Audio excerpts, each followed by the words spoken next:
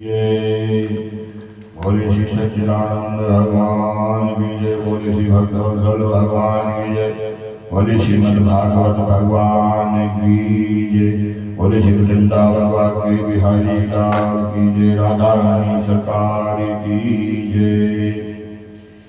इस लोक में सप्ताह श्रवण करने से भगवान की शीघ्र ही प्राप्ति हो सकती है।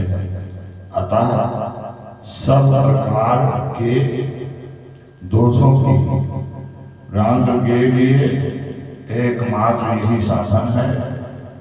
जो लोग भागवत की कथा से वंचित हैं वे तो जल में बुद्ध और जीवों में मच्छरों के समान केवल मरने के लिए ही पैदा होते हैं। भला जिसके प्रभाव से जड़ और सूखे हुए बांस की गांठें फट सकती हैं,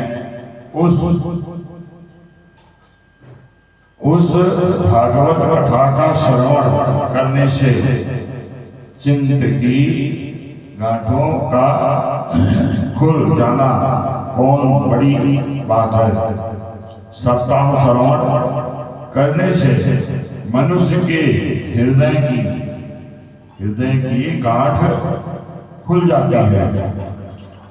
उसके समस्त सायन छिन्न भिन्न हो जाते हैं और सारे कर्म क्षीण हो जाते हैं। यह भागवत कथा स्वरूप तीर्थ संसार के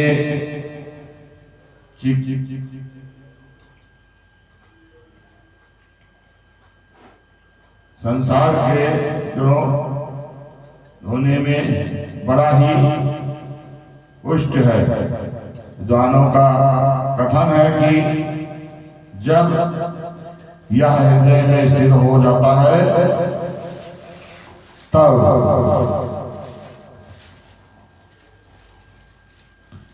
स्थित हो जाता है तब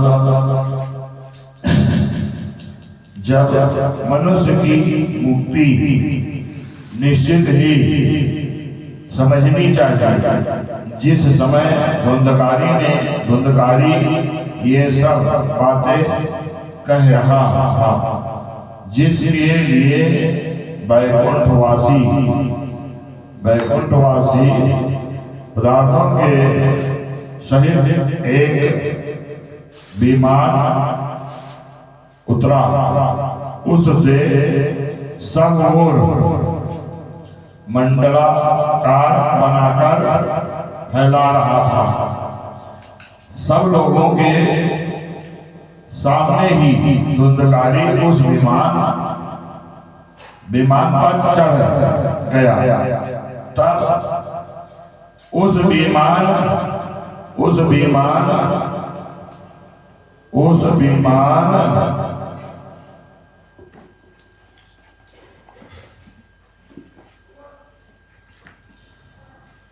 बोले श्री वृंदावन के विमान पर आए हुए का देखकर उसने गौकर्ण ने यह बात कही।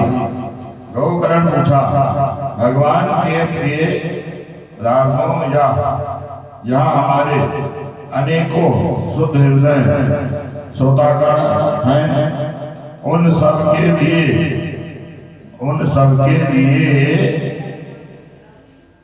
आप लोग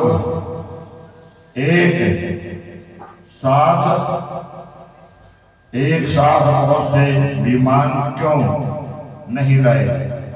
हम देखते हैं कि यह सभी ने सामान्य रूप से कथा सुनी है, फिर फल में इस प्रकार का भेद क्यों हुआ, यह बताएं। भगवान के भगवान के सेवकों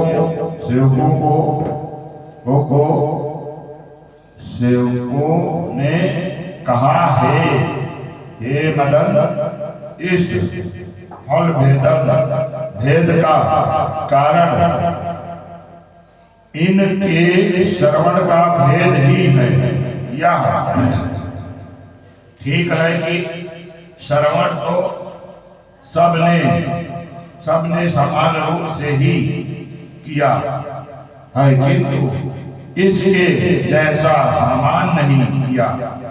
इसी से एक साथ भजन करने पर भी उसके फल में भेद रहा।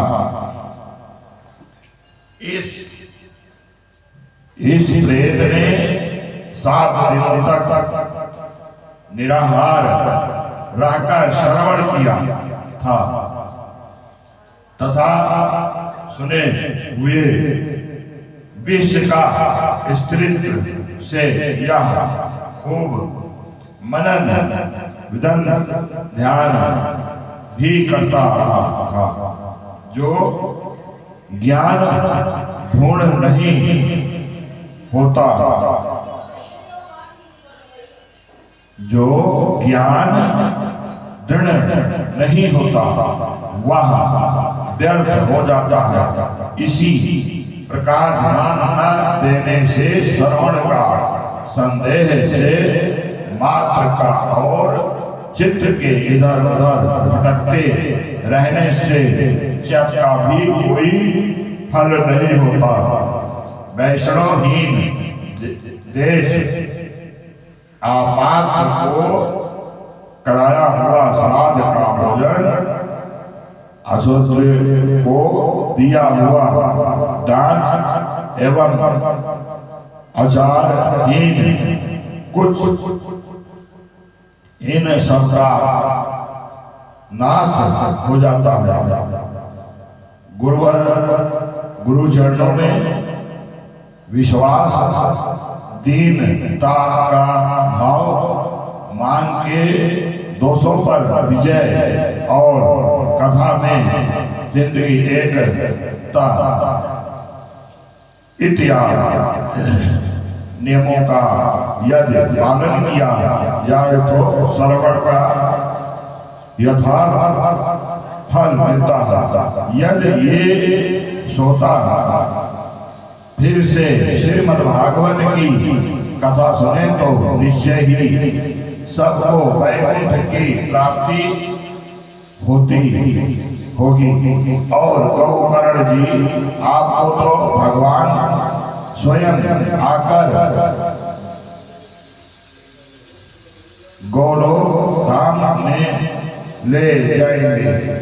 यो कहकर ये सब हरि कीर्तन करते वैकुंठ धाम की को चले गए।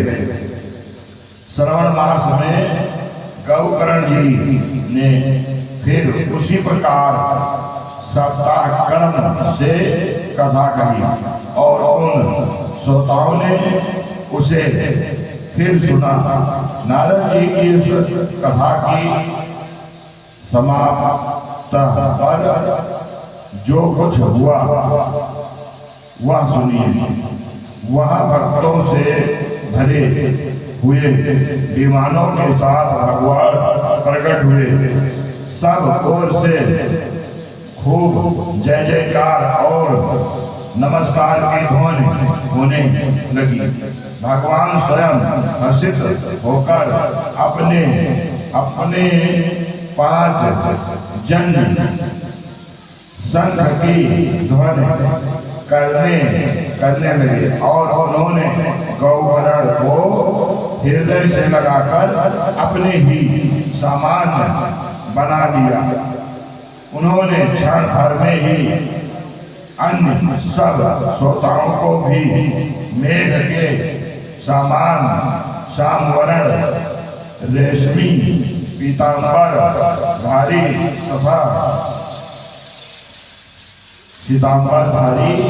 तथा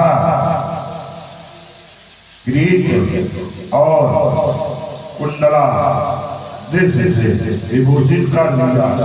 उस गांव में कुत्ते और चंडाल